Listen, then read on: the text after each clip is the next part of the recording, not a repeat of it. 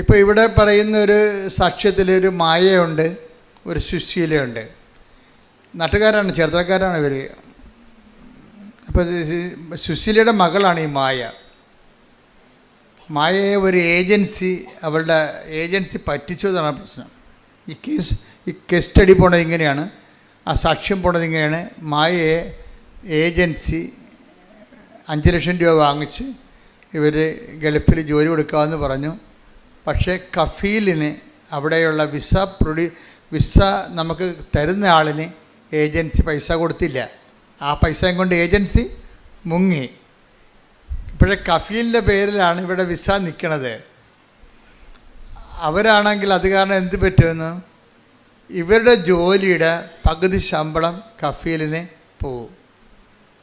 ഇവർ ജോലി ചെയ്യുന്നുണ്ട്, പക്ഷേ ശമ്പളം പകുതിയോളം ഈ വിസ തന്ന ആൾ, അവർക്ക് പൈസ കിട്ടിയില്ലല്ലോ, ഏജൻസിക്ക് പൈസ കിട്ടി, ഏജൻസി മുങ്ങിയല്ലോ.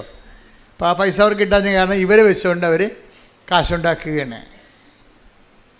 പക്ഷേ ഇവർക്ക് രണ്ടുപേർക്കുള്ള കാശുകൾ നേരത്തെ കൊടുത്തിരുന്നു. അത് പക്ഷേ ഏജൻറ്റ് കഫീലിന് കൊടുത്തില്ല. അതാണ് പ്രശ്നം. വിസ ഡോണറിന് കൊടുത്തില്ല. ജീവിതം നരകതുല്യമായിപ്പോയി. എന്താ, ജോലിയേ ഇല്ല. ഉള്ള ജോലിയുടെ പകുതി ശമ്പളം കൊണ്ട് കഫീൽ പോകും. പിന്നെ ഇവർ തമ്മിൽ അവസാനം ഇത് പറഞ്ഞ് തർക്കമായി, വഴക്കായി, സങ്കടമായി, നിലവിളിയായി. പണി ചെയ്തിട്ട് കാര്യമില്ല, നാട്ടിൽ പൈസ അയക്കാൻ പറ്റണില്ല, ചിലവിന് പൈസ തികയുന്നില്ല. അന്യരാജ്യങ്ങളിൽ പോയി വിഷമിക്കുന്നവർ എന്തുമാത്രമാണെന്നറിയോ? അവരെല്ലാവരും, നിങ്ങൾ ഓർക്കരുത്, നിങ്ങൾ അവിടെ പോകുമ്പോൾ എല്ലാം ഭംഗിയായിട്ട് അവർ സന്തോഷമായിട്ട് ജീവിക്കണമെന്ന്. അവരിതിനേക്കാൾ കഷ്ടപ്പെട്ട് അതായത് ഒരു 60% പേര് ഇവിടെ കേരളത്തിൽ ജീവിച്ചതിനേക്കാൾ മോശമായിട്ട് അവിടെ ജീവിക്കണം. അവിടെ ചെന്നാലേ അത് മനസ്സിലാകത്തുള്ളൂ. ഞാൻ കഴിഞ്ഞ ദിവസങ്ങളിലൊക്കെ ഷാർജയിൽ ധ്യാനം നടത്തിക്കൊണ്ടിരിക്കും. ഇപ്പം രാവിലെ 3 ആൾക്കാർ എന്നെ കാണാൻ വേണ്ടി നിൽക്കും. 5 മണി വെളുപ്പിന് 5 മണിക്ക് തന്നെ ആൾക്കാർ വരും. ഞാൻ 2 മണി വരെ കാണും. അപ്പം ഞാൻ തളർന്നു പോകും. കാര്യം ധ്യാനമുണ്ട്. വൈകുന്നേരം 5 മണിക്ക് ധ്യാനം തുടങ്ങിയാൽ 10 മണിക്കാണ് തീരണത്. അപ്പം അതുകൊണ്ട് നമുക്ക് കുറച്ച് പ്രാർത്ഥിക്കണ്ടേ. അപ്പോൾ ഞാൻ 2 മണിയാകുമ്പോൾ ഒരു കണക്കിന് ഞാനത് അവസാനിപ്പിക്കും. അപ്പം അങ്ങനെ ആ മേഖലയിലെല്ലാം പറയുന്ന കാര്യങ്ങൾ എനിക്ക് പെട്ടെന്ന് മനസ്സിലാവും. അത് കാരണം നിങ്ങളങ്ങനെയുള്ള സങ്കടത്തിൽപ്പെട്ട് കിടക്കുന്ന എല്ലാവരെയും ഒന്ന് ഓർത്ത് ഒന്ന് ശക്തമായി ദൈവതിരുസന്നിധി ഏൽപ്പിച്ചുകൊണ്ട് സ്തുതിക്കട്ടെ. ഹല്ലേലൂയ, ഹല്ലേലൂയ, ഹല്ലേലൂയ, ഹല്ലേലൂയ, യേശുവേ നന്ദി, ഹല്ലേലൂയ, ഹല്ലേലൂയ. ഇങ്ങനെയുള്ളൊരു വിഷമസന്ധി വന്നപ്പോഴേ ഇവൾക്ക് ഈ മായയ്ക്ക് എന്ത് ചെയ്യണമെന്നറിയാൻ പാടില്ല. വീട്ടിലാണെങ്കിൽ കടമൊക്കെ വാങ്ങിച്ചാൽ പോയിരിക്കണത്. അതിൻ്റെ പലിശ, കടക്കാരുടെ അലട്ടൽ, അവൾക്കാണെങ്കിൽ കിട്ടുന്ന ചെറിയ ശമ്പളത്തിൻ്റെ പകുതിയും കൊണ്ട് കഫീൽ പോവും. ഭക്ഷണം കഴിക്കണം, പിന്നെ കൂടാതെ അവർക്ക് വാടക കൊടുക്കണം. അങ്ങനെ പല പ്രശ്നങ്ങൾ. എനിക്ക് ക്ഷീണവും രോഗമൊക്കെ വന്നു കഴിഞ്ഞാൽ അതിനൊക്കെ വലിയ പൈസ ചിലവാണ്. പല പ്രശ്നങ്ങളാണ് അങ്ങനെ. അപ്പം ഇതെല്ലാം ഇവളുടെ അമ്മയോട് പറയും, അമ്മയുടെ അനിയത്തിയോടും പറയും. ആദ്യമൊക്കെ പറയത്തില്ല, പിന്നെ നിവർത്തിയില്ല വരുമ്പോൾ നമ്മൾ പറഞ്ഞു പോകത്തില്ലേ. പക്ഷെ അവരെന്ത് ചെയ്യാനാണ്? നാട്ടിൽ നിൽക്കണം, അവരെന്ത് ചെയ്യാനാണ്? പക്ഷെ അവർക്ക് ചെയ്യാൻ വേണ്ടി കുറച്ച് കാര്യങ്ങളുണ്ട്. എന്താ കാര്യം?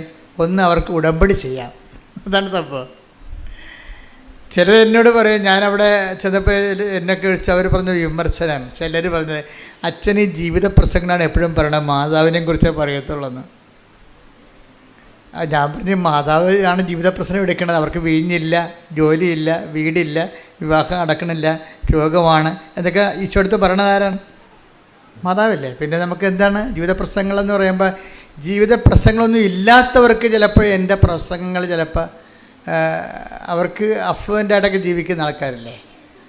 അഫ്ലുവൻ്റായിട്ട് ഈ ഏറ്റവും അപകടകാരികളെന്ന് പറയണത് എനിക്ക് തോന്നിയിരിക്കുന്നത്, ഒന്നെങ്കിൽ എക്സ്ട്രീമിൽ ജീവിക്കുന്നവർ, ഭയങ്കര കഷ്ടപ്പെട്ട് ജീവിക്കുന്നവരും, അതുപോലെ ഏറ്റവും നല്ലവണ്ണം ജീവിക്കുന്നവരും. ഇതിൻ്റെ ഇടയ്ക്കൊന്ന് ജീവിക്കാനാണ് നോക്കേണ്ടതെന്ന് തോന്നണത്. ഏറ്റവും നല്ലവണ്ണം ജീവിക്കുന്നവരുണ്ട്, അവർക്ക് ദൈവത്തിനെ കൊണ്ട് ആവശ്യമില്ല. ഏറ്റവും മോശമായിട്ട് ജീവിക്കുന്നവർ, അവരുടെ ജീവിതത്തിൻ്റെ പ്രശ്നങ്ങൾക്ക് പരിഹാരം ഉണ്ടായില്ലെങ്കിൽ പിന്നെ ദൈവത്തിന് എന്തിനാണെന്ന് അവർക്ക് ഈ 2 കക്ഷികൾക്കും അവരെല്ലാം ഡേഞ്ചർ സോണിലാണ് നിൽക്കുന്നത്. ഈ നടുക്ക് നിൽക്കുന്ന ഒരു വിഷയം, ദൈവത്തിന് വേണ്ടി അവർക്ക് അത്യാവശ്യം ജീവിക്കാനുള്ള മാർഗമൊക്കെ ഉണ്ട്. ഇനി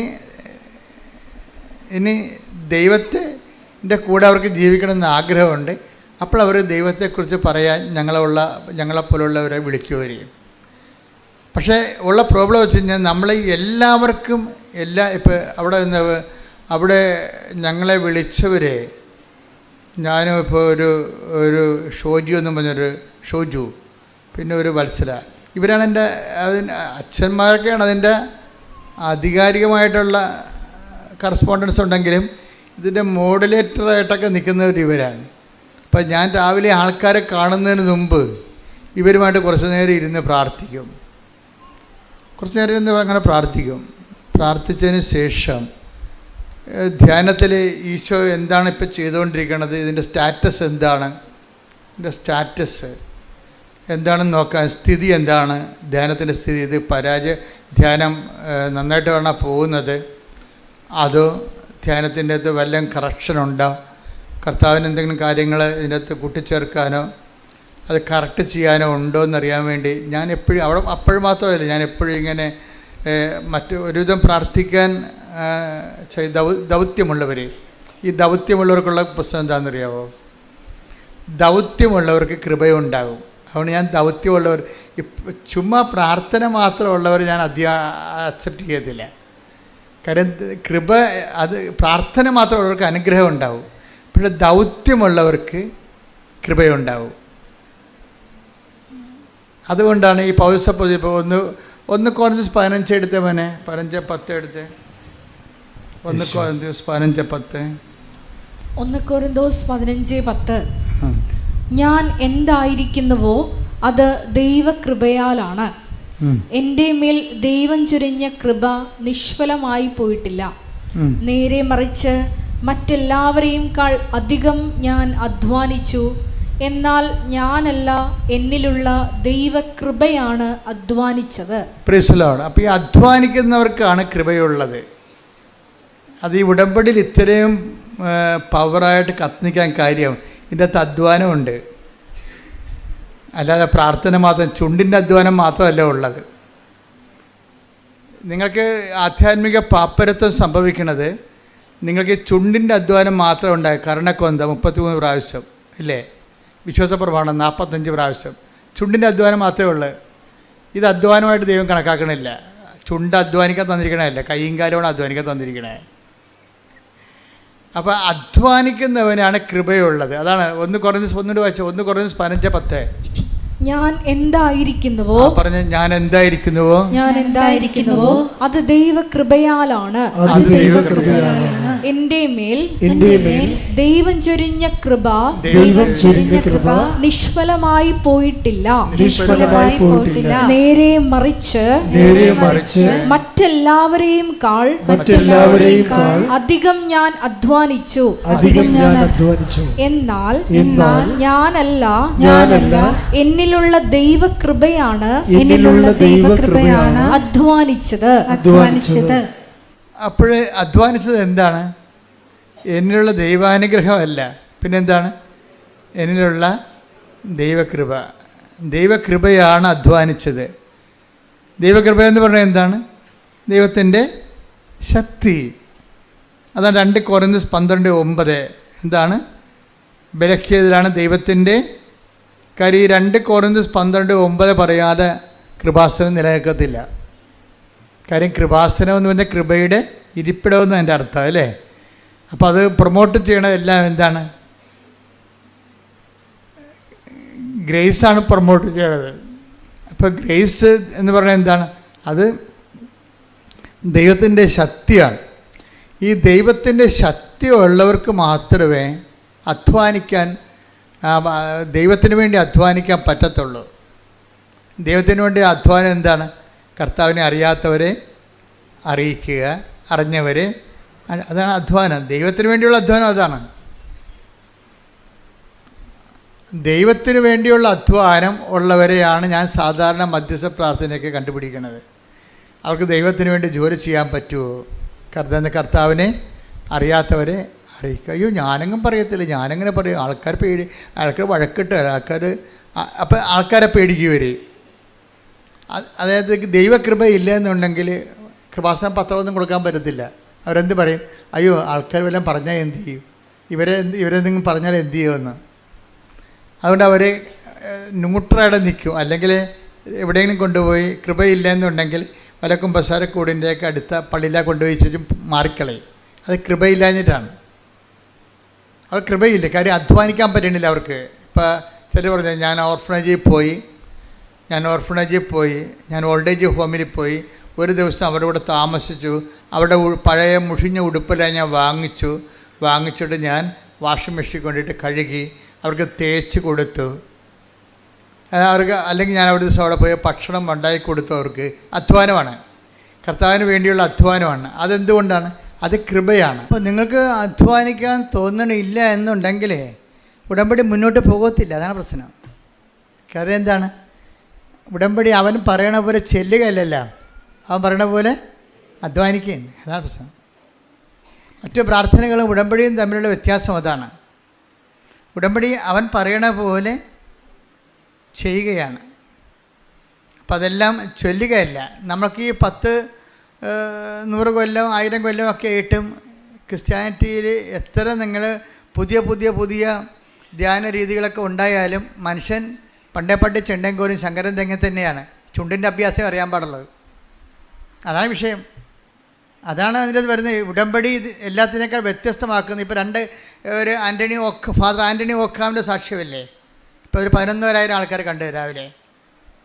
3 ഒരു അച്ഛനും ഒരു കന്യാസിയും കൂടി വന്ന് സാക്ഷ്യം പറയുന്നത്. നിങ്ങളത് വീട്ടിൽ പോയി കാണണമെന്നല്ലായിരിക്കും. ഒരച്ഛനും 2 അച്ഛന്മാരും ഒരു കന്യാസിയും കൂടി പറയുന്ന സാക്ഷ്യം. ഫാദർ ആൻ്റണി ഓക്കാം ജർമ്മനിൽ 19 കൊല്ലം വർക്ക് ചെയ്യണം. അപ്പോൾ അദ്ദേഹം എന്താ പറയണമെന്ന് വെച്ച് കഴിഞ്ഞാൽ, ഞാനൊരു കവനൻറ്റിലാണ്, ബൈ ബർത്ത് ജ്ഞാനസ്ഥാനത്തിൽ നമ്മൾ കവനൻറ്റിലാണ്. പിന്നെ ഞാൻ പട്ടം കിട്ടിയപ്പോൾ ഒരു കവനൻറ്റിലാണ്. പിന്നെ എനിക്കെന്തിനാ വേറെ ഒരു കവനൻ്റ്, മരിയൻ കവനൻ്റ്? അപ്പം ഞാനിതിനെ നിഷേധിക്കുമായിരുന്നു. പുള്ളി അങ്ങനെ പറഞ്ഞത്. കാര്യം ഞാനെടുത്ത പട്ടത്തിൻ്റെ കവനൻറ്റിനേക്കാൾ വലുതാണോ ഈ മരിയൻ കവനൻ്റ് എന്നാണ് അദ്ദേഹത്തിൻ്റെ അനിയൻ പണ്ട് ഉടമ്പടി എടുത്തപ്പോഴേ അനിയനോട് തർക്കിച്ച്, വീട്ടിൽ വന്നപ്പോൾ തർക്കിച്ചതാണ്. ഇതാണ് ഞങ്ങളെടുത്ത പട്ടത്തിനേക്കാൾ വലുതാണോ മരിയൻ ഉടമ്പടി എന്ന്. കാര്യം ഞങ്ങൾ ഒരു ലൈഫ് കമ്മിറ്റ്മെൻ്റ് എടുത്തിരിക്കുകയല്ലേ, അപ്പോൾ അതിൻ്റെ താഴെയല്ലേ ഇത് വരത്തുള്ളൂ എന്നുള്ളൊരു കൺഫ്യൂഷനായിരുന്നു. പക്ഷേ അച്ഛനും ഒരിക്കലും ഒരു പ്രശ്നമുണ്ടായി. പ്രശ്നം ഉണ്ടാകുമ്പോൾ പിന്നെ ഉടമ്പടിയേ ഉണ്ടാകത്തുള്ളൂ. അച്ഛൻ്റെ പ്രശ്നം വെച്ച് കഴിഞ്ഞാൽ അച്ഛൻ ഒരു നല്ല മനസാക്ഷി കൂടുതലുള്ള അച്ഛനാണ്. അച്ഛൻ ഈ B1 B2 ഒക്കെ പാസ്സാകാത്ത പിള്ളേരെ ഇവിടുന്ന് കൊണ്ടുപോയി ജോലിക്ക് വേണ്ടി കൊണ്ടുപോയി. കാര്യം B1 B2 പാസ്സാക്കി അതിന് തന്നെ 7 ലക്ഷം രൂപയൊക്കെ 2 ലക്ഷം രൂപ 2 ലക്ഷം രൂപയൊക്കെ വാങ്ങിച്ചിട്ടാണ് ആൾക്കാർ B1 B2 ഒക്കെ പാസ്സാക്കി എടുക്കണം.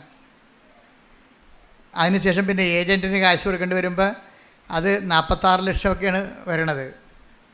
അപ്പം അച്ഛൻ ഇതൊന്നും പാസ്സാക്കാതെ 5 പൈസ വാങ്ങിക്കാതെ ഇവരോട് പറഞ്ഞ് നിങ്ങൾ ജർമ്മനി വന്നിട്ട് അവിടെ നിന്ന് നമുക്ക് പഠിക്കാം, അവിടെ നിന്ന് പഠിച്ചിട്ട് നമുക്ക് അവിടെ നിന്ന് ജോലി സമ്പാദിക്കാം എന്ന് പറഞ്ഞു. അങ്ങനെ 11 പെൺപിള്ളേരെ ഇവിടുന്ന് കൊണ്ടുപോയി കഴിഞ്ഞപ്പോൾ എന്താ പ്രശ്നം വെച്ച് കഴിഞ്ഞാൽ, അവിടെ ചെന്നപ്പോൾ ഇതിങ്ങനെ കുറേ പേര് പഠിക്കാൻ പോകത്തില്ല, കുറച്ച് പേര് ജോലി ചെയ്യാനും പോകത്തില്ല. പിന്നെ എന്തു ചെയ്യും? പഠിക്കാനോ പോകത്തില്ല, ജോലി ചെയ്യാനും പോകത്തില്ല. പിന്നെ എന്തു ചെയ്യും? വല്ലതും ചെലവിന് കൊടുക്കേണ്ടി വരികയല്ലേ. അപ്പോൾ വലിയ ഭാരമായി. ഇപ്പോൾ സൈകെട്ട 1-2 അച്ഛൻ തിരിച്ചു വിട്ട്. കാര്യം അവർ മുന്നോട്ട് കൊണ്ടുപോകാൻ പറ്റണില്ല.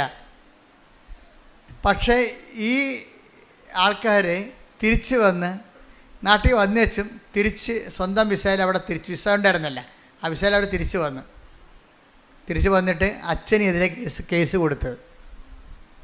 കേസെന്ന് പറഞ്ഞു കഴിഞ്ഞാൽ നമുക്ക് അത്ര പബ്ലിക്കായിട്ട് പറയാൻ കൊള്ളാത്ത കേസ്. അച്ഛൻ പെട്ട്. അച്ഛൻ പറയാണ്, ഞാൻ നോൻപ് കാലത്താണ് കേസ് വന്നത്, എനിക്ക് ആരും ആശ്രയം, ഞാൻ കുരിശുരൂപം പിടിച്ച് കെട്ടിത്തൂങ്ങി കരഞ്ഞ്, എൻ്റെ മുറിയിലൊരു കുരിശുരൂപമുണ്ട്, ആ കുരിശുരൂപത്തെ കെട്ടി ഞാൻ കിടന്ന് കരകിയിരുന്നു. എന്താ കാര്യം വെച്ച് കഴിഞ്ഞാൽ ഈ കേസ് ഹോസ്പിറ്റലുകാരെടുത്തിട്ട് ഈ പൈസ വാങ്ങിക്കാതെ കൊണ്ടുപോയി ഫ്രീ ആയിട്ട് പാവത്തങ്ങളെ പഠിപ്പിക്കണ ആ പ്രോജക്റ്റ് തന്നെ അവർ കട്ട് ചെയ്യാൻ പോകും. അപ്പോൾ മൊത്തം ഇറങ്ങിപ്പോരേണ്ടി വരും, പോയ പോലെ തന്നെ എല്ലാം വരേണ്ടി വരും. അങ്ങനെയുള്ള ജീവിതത്തിൽ ഏറ്റവും ചങ്ക് കണ്ടിക്കുന്ന ഒരു പ്രശ്നമാണ്. അപ്പോൾ നമുക്കൊക്കെ സ്വന്തമായിട്ട് സംഭവിക്കുമ്പോൾ മാത്രമേ ഇതിൻ്റെ ഊത്തലറിയത്തുള്ളൂ, അത്രയും വിഷമമായി. അപ്പോൾ അച്ഛൻ എപ്പോഴും സംസാരിക്കണ എന്തെങ്കിലും വിഷയങ്ങളുണ്ടെങ്കിൽ സംസാരിക്കണ ഒരു സിസ്റ്ററുണ്ട്. സിസ്റ്റർ പറഞ്ഞ്, സിസ്റ്റർ ഇതാണ് വിഷയമെന്ന് പറഞ്ഞു. അപ്പോൾ സിസ്റ്റർ എടുത്ത വായിക്കും പറഞ്ഞ് അച്ഛനെ ഉടമ്പടി എടുത്താൽ രക്ഷപ്പെടുമെന്ന്, മാതാവ് രക്ഷപ്പെടുത്തുമെന്ന് പറഞ്ഞു. അപ്പോൾ ഈ ഭൂമിയിലെ എല്ലാ അതിർത്തികളിലും തന്നെ മാതാവിൻ്റെ ആൾക്കാരെ വെച്ചിട്ടുണ്ട്. കാര്യം ഇത് കൃപാസനത്തിൻ്റെയോ ഈ ധ്യാനകേന്ദ്രത്തിൻ്റെ ഒരു വിഷയമല്ല. ഇതാരുടെ വിഷയമാണ്? ഇത് ദേവപിതാവിൻ്റെ വിഷയമാണ്. കാര്യം ഞാൻ പറഞ്ഞിട്ട് അല്ലല്ല അമ്മ പ്രത്യക്ഷപ്പെട്ടത്. ദുരന്തമുണ്ടാകാൻ കൊണ്ട് പ്രാർത്ഥിക്കണമെന്ന് ദൈവം എടുത്ത ഒരു തീരുമാനത്തിന് എന്നെക്കൂടി സാക്ഷിയാക്കിയെന്നേ ഉള്ളൂ. അതിൻ്റെ കാരണങ്ങളുള്ളത് വെച്ചാൽ ഞാൻ വർഷങ്ങളായിട്ട് കർത്താവിൻ്റെ കൂടെ നടക്കണത് കൊണ്ട് കർത്താവ് എനിക്ക് തന്ന ഒരു യോഗ്യതയാണ്, കർത്താവ് കണ്ടെത്തിയൊരു യോഗ്യതയാണ്. പക്ഷേ അതിലൂടെ ദൈവം ആരാണ്? ദൈവത്തിൻ്റെ ജോലിയാണ് ചെയ്യണത്. കൃപാസനത്തിന് അന്ന് ദൈവം അതിൻ്റെ അകത്തൊരു മീൻസ് ആക്കി എടുത്തതേ ഉള്ളൂ. ദൈവത്തിൻ്റെ ജോലിയാണ് ചെയ്യണത്. ഈ ദുരന്തം ഉണ്ടാകാൻ പോകുന്നു പ്രാർത്ഥിക്കണം എന്ന് പറയണത് ഈ ഉടമ്പടി എടുത്തുകൊണ്ടിരിക്കുന്നവരുടെ മാത്രം വിഷയമല്ല, അത് ഈ ലോകത്തിൻ്റെ മൊത്തം വിഷയങ്ങളാണ്. അത് സഭ അറിഞ്ഞ് സഭ ഇത് പൊതുവായിട്ട് ഈ പ്രത്യക്ഷീകരണത്തെക്കുറിച്ച് പഠിച്ച് എന്നാണ് അതിൻ്റെ സന്ദേശം കൈമാറുന്നത്, ലോകം മുഴുവൻ പ്രചരിക്കണതും. ഇപ്പോൾ തന്നെ ഈ ദൈവത്തിൻ്റെ ജോലികൾ മനോഹരമായിട്ട് ചെയ്യുന്നുണ്ട്. കാര്യം പരിശുദ്ധ പിതാവാണ് ഇത് പറയണമെന്നുണ്ടെങ്കിലും അവസാനം പരിശുദ്ധ പിതാവാണല്ലോ ഈ പ്രത്യക്ഷീകരണത്തെക്കുറിച്ച് പഠിച്ച് പറയേണ്ടത്. എന്നാലും കത്തോലിക്കരല്ലേ കേൾക്കത്തുള്ളൂ, അതല്ലേ വിഷയം. ഇപ്പം തന്നെ ഇവിടെ വരുന്നത് ആരാണ്? ഹിന്ദുസ് വരുന്നുണ്ട്, ഇവിടെയൊക്കെ മുസ്ലിംസ് വരുന്നുണ്ട്, CSIക്കാർ വരുന്നുണ്ട്. അപ്പോഴെന്ന് വെച്ച് കഴിഞ്ഞാൽ ദൈവത്തിൻ്റെ ജോലി ചെയ്യുന്നുണ്ട് ഇപ്പം തന്നെ. എന്ന് വെച്ചാൽ എല്ലാ മനുഷ്യരെയും ആണ് ദുരന്തം ബാധിക്കാൻ പോണത്. അത് ക്ലൈമറ്റ് ചേഞ്ച് ആയാലും ശരി, മറ്റു തരത്തിലുള്ള ദുരന്തമായാലും ശരി. ദുരന്തം ജാതി മതം നോക്കിയിട്ടാണ് ദുരന്തം വരണത്? അല്ല, അതെല്ലാം എല്ലാ മനുഷ്യരും എന്തെങ്കിലും വന്നാൽ എല്ലാ മനുഷ്യരും അനുഭവിക്കേണ്ടി വരും. അപ്പം അതുകൊണ്ട് തന്നെ ദൈവം കൃപാസനത്തിലൂടെ എല്ലാ മനുഷ്യരെയുമാണ് വെൽക്കം ചെയ്യണത്. എന്താണ്? നിങ്ങൾ ഈ വിഷയത്തിൻ്റെ ഒരു ഭാഗമാകണം. നിങ്ങൾ ഈ വിഷയത്തിലൊരു ദൈവാനുഭവം ഉണ്ട്. ആ ദൈവാനുഭവം നിങ്ങൾക്ക് കിട്ടിക്കഴിയുമ്പോൾ നിങ്ങളിതിൻ്റെ പ്രയോക്താക്കളാകും. അങ്ങനെ ദൈവത്തിൻ്റെ തിരുമനസ് കൈമാറ്റം നടക്കണം. അപ്പം നിങ്ങൾ ഇതിൻ്റെ അകത്ത് ഒരു കുറിഞ്ഞ് മരുന്ന് ഇരിക്കുന്ന സ്ഥലമെന്ന് പറയണത് ദൈവത്തിൻ്റെ തിരുമനസ് നമ്മൾ മറ്റുള്ളവരെ അറിയിക്കുക എന്നുള്ളതാണ്. അതാദ്യമേ നിങ്ങൾ ചെയ്ത ഉടമ്പടി പെട്ടെന്ന് ലൈവാകും. നിങ്ങൾക്ക് അച്ഛൻ പറഞ്ഞാൽ മനസ്സിലാകുന്നുണ്ടോ? ഇതിനകത്തുള്ള ദൈവികമായ രഹസ്യമായ അജണ്ട എന്താണ്? രഹസ്യകാര്യ പരിപാടി എന്താണ്? അതായത് ഈ ദുരന്തം ഉണ്ടാകാൻ പോണ് പ്രാർത്ഥിക്കണമെന്ന് പറഞ്ഞ ആ ദൈവത്തിൻ്റെ ദുരന്തത്തെ കണ്ടറിഞ്ഞ് പ്രാർത്ഥിക്കാനുള്ള പ്രാർത്ഥനാ സൈന്യങ്ങളുടെ എണ്ണം ജാതി മതത്തിൻ്റെ അപ്പുറത്തേക്ക് എല്ലാ മനുഷ്യരിലേക്ക് സന്ദേശം കൈമാറണം. ഈ സന്ദേശം കൈമാറിക്കൊണ്ട് കർത്താവെ ഈ ദുരന്തം ഉണ്ടാകാൻ പോകുന്നു പ്രാർത്ഥിക്കണമെന്ന് പറഞ്ഞതിൻ്റെ ഭാഗമായിട്ട് എൻ്റെ പ്രാർത്ഥനകൾ അങ്ങ് സ്വീകരിച്ചുകൊണ്ട് ഈ ലോകത്തിൽ സംഭവിക്കാൻ പോകുന്ന വിപത്തുകളിൽ നിന്ന്, ഒരു വ്യക്തികൾക്ക് സംഭവിക്കാൻ പോകുന്ന വിപത്തുകളിൽ നിന്ന് അങ്ങ് ഈ പ്രാർത്ഥനയുടെ ഫലമായി മോചിക്കണമേ എന്ന് പ്രാർത്ഥിക്കുമ്പോൾ ദൈവത്തിൻ്റെ രക്ഷാകര നടപടികളിൽ നമ്മൾ ഒരു കണ്ണിയായിട്ട് മാറുകയാണ്. ഇത് ആദ്യമേ ചെയ്ത പ്രശ്നം തീർന്നു. നിങ്ങൾ IATS പാസ്സാകട്ടെ, എനിക്ക് ജോലി കിട്ടട്ടെ, എന്നിട്ട് ഞാൻ ദൈവത്തിൻ്റെ ജോലി ചെയ്യാമെന്ന് പറഞ്ഞു. നിങ്ങൾക്ക് 90% ആൾക്കാർ വിഡ്ഢികളാണ് ഉടമ്പടി എടുത്തിരിക്കണവർ. എന്നുവെച്ചാൽ അവർ ചിന്തിക്കണത് എൻ്റെ കാര്യവും നടക്കട്ടെ, അത് കഴിഞ്ഞിട്ട് ഞാൻ ദൈവത്തിൻ്റെ കാര്യങ്ങൾ ചെയ്യാം. അങ്ങനെയല്ല ഇത് ആദ്യമേ തന്നെ ഉടമ്പടിയിലാകുമ്പോൾ തന്നെ എന്തിനാണ് ഉടമ്പടിയിലാകണത്? ദൈവത്തിൻ്റെ കാര്യം ചെയ്തോളാമെന്നാണ് പറഞ്ഞത്. അവൻ പറയണ പോലെ ചെയ്തോളാമെന്നാണ് പറയണത്. അവൻ പറയണ പോലെ തന്നെ എല്ലാ വിശ്വാസത്തോടെയും ദൈവസ്നേഹത്തോടെയും ഒക്കെ സന്തോഷത്തോടെ അങ്ങനെ ചെയ്യേണ്ടത്. ഇപ്പോൾ പലർക്കും ചെയ്ത്തുകാരുടെ എണ്ണം കൂടുതലാണ്, എല്ലാവരും ഒക്കെ ചെയ്യുന്നുണ്ട്. പക്ഷേ സന്തോഷത്തോടെയാണോ? അതാണ് വിഷയം. അവിടെയാണ് അത് വിഷയമാണ്. ചെയ്യാം അളിഞ്ഞ മോന്തമായിട്ടാണ് പല ആൾക്കാരും ഓരോ കാര്യം ചെയ്തു കൂട്ടണത്. എനിക്കിത് കാണുന്നത് ദേഷ്യമാണ്. ഈ ആൾക്കാർ ചെയ്ത് കൂട്ടുന്ന കാര്യങ്ങൾ അറിയാൻ പാടില്ലാതെ ഓരോ കാര്യം ചെയ്യും. ഇനി 10 പത്ര ഓ ഇനി 8 എണ്ണം ഉണ്ട്, ഇത് ആർക്ക് കൊണ്ട് ചെലുത്താൻ. അവൻ്റെ മോന്താളിഞ്ഞിരിക്കണം കണ്ടില്ലേ. സമയ നഷ്ടം വരും, സാമ്പത്തിക നഷ്ടം വരും, മറ്റുള്ളവരുടെ വായിരിക്കണം കേൾക്കണം. കുറച്ച് നിങ്ങൾ ഓർക്കരുത്, ലാഭം വരുമെന്ന് പറഞ്ഞ് പഠിക്കിറങ്ങരുത്. നിങ്ങൾ കർത്താവിനാണോ ഇതുവഴി നിങ്ങളെ ജോലി ചെയ്യാൻ ഉദ്ദേശിക്കുന്നുണ്ടെങ്കിൽ നഷ്ടമുള്ള കാര്യം ഉറപ്പാണ് ആദ്യമേ. എന്താ, നമ്മുടെ സമയം പോകും. നമ്മൾ വീട്ടിലില്ലാത്ത കാരണം വീട്ടിലുള്ളതിന് സമയത്ത് കാപ്പി കിട്ടില്ലെങ്കിൽ അമ്മ എവിടെ പോയി, ഞാൻ പത്രം കൊടുക്കാൻ പോയി, മണ്ണാൻ കെട്ട. ആ വെരുക് നിങ്ങളുടെ കഴുത്തേക്ക് കയറിയിരിക്കും. എന്താ കാര്യം, നിങ്ങൾ സമയാസമയങ്ങൾ നിന്നിട്ട് കാപ്പി അതിനകത്ത് കൊടുത്തിട്ടില്ലേ, അങ്ങനെ പഠിപ്പിച്ച് വെച്ചിട്ടാണേ. വേണേൽ മര്യാദക്ക് ഉണ്ടാക്കി കുടിക്കടാന്ന് പറഞ്ഞത്തേക്ക് പ്രശ്നം തീർന്നേരാം. മര്യാദക്ക് ഉണ്ടാക്കി കുടിക്കടാ, ഞാൻ പത്രം കൊടുക്കാൻ പോകണമെന്ന് പറയാനുള്ള കമാൻഡ് അമ്മ കളഞ്ഞേ. അമ്മ പഞ്ചപുച്ച വെച്ച് ഒച്ചാനിച്ച് ഇവൻ പറയണ ഇഡ്ഡലി വേണ്ട ഇഡ്ഡലി, അപ്പോൾ പറയാം എനിക്ക് ഇഡ്ഡലി വേണ്ട എനിക്ക് ദോശ മതിയെന്ന് പറയും. മനുഷ്യൻ്റെ വായി കുത്തിക്കയറ്റിട്ട് പോടാ, അല്ല വീട്ടിൽ എറിഞ്ഞിട്ട് പോടാന്ന് പറയണം. അങ്ങനെ പറയാനുള്ള ചങ്കൂറ്റം ഉണ്ടെങ്കിൽ മര്യാദക്ക് ഉള്ളത് കൊണ്ട് കഴിക്കും. ഇത് ഒരിടത്ത് ഒതുങ്ങണില്ലല്ല, പിള്ളേർ ഒതുങ്ങണ്ട. പിള്ളേരുടെ ബലിയാടല്ലേ മാതാപിതാക്കന്മാരെ പലരും. ഒരുത്തൊരു ദോശ, മറ്റേ അപ്പം പുട്ട് മതി, അപ്പോൾ പിന്നെ പുട്ട് കുത്താൻ നടക്കണം, പിന്നെ ദോശ ഉണ്ടാക്കാൻ നടക്കണം. ഇതെല്ലാം കൊണ്ടൊരു അമ്മയുണ്ട്. നിങ്ങളിങ്ങനെ ആക്കിയതാണേ, നിങ്ങളിങ്ങനെ ആക്കിയെടുത്തതാണ്. അതുകൊണ്ടാണ് ഇന്ന് നിങ്ങൾക്ക് ചില ആൺപിള്ളേരുമായിട്ട് അമ്മമാർ വരും എൻ്റെ അടുത്ത്. അപ്പോൾ ഞാൻ പറഞ്ഞു എത്ര പിള്ളേരുണ്ട്? 3 പിള്ളേരുണ്ട്. എത്ര ആൺപിള്ളേരുണ്ട്? ആൺപിള്ളേരാണ് എല്ലാവരും. ഞാൻ പറഞ്ഞു എല്ലാം വന്നിട്ടുണ്ടോ ഇവിടെ? 2 എണ്ണം വന്നിട്ടുണ്ട്. ഉള്ളതിനെ കണ്ട് വിളിക്കാൻ പറയും. ഉള്ളതിനെ കണ്ട് ഇതിന് പറയും, എടാ നിൻ്റെയൊക്കെ ഉടുപ്പ് നീ തന്നെ അലക്കിയേക്കണം, അമ്മയെ കൊണ്ട് അലപ്പിക്കരുത്. മനസ്സിലായോ? നിൻ്റെയൊക്കെ പാത്രം നീ തന്നെ കഴിവിച്ചേക്കണം. ഞങ്ങളാണ് അച്ഛ കഴുകണത്. ക്ലിയറായി. എന്താ കാര്യം എന്നറിയാവോ? അമ്മയുടെ നടുവെല്ലാം ഒരുപോലെ എല്ലാ കാലത്തും ഒരുപോലെ ഇരിക്കത്തില്ല. അതാണ് വിഷയം. അമ്മ ക്ഷീണിച്ചുകൊണ്ടിരിക്കുകയല്ലേ, നന്നായിക്കൊണ്ടിരിക്കുകയാണ് അല്ലല്ലോ, ക്ഷീണിച്ചുകൊണ്ടിരിക്കുകയല്ലേ.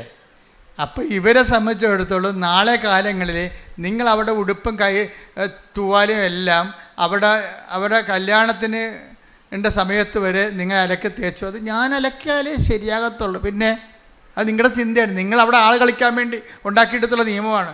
ഞാൻ അലക്കിയാലേ ശരിയാകും. അവർക്ക് വാദമൊന്നുമില്ല. മര്യാദക്ക് അലക്കണം. ആദ്യമേ തുടങ്ങണം ഈ പരിപാടിയൊക്കെ, ആദ്യമേ തുടങ്ങണം ഈ വിഷയങ്ങളൊക്കെ. അല്ലെന്നുണ്ടെങ്കിൽ നിങ്ങളവർക്ക് പിടിക്കത്തില്ലൊരു കാലം കഴിയുമ്പോൾ.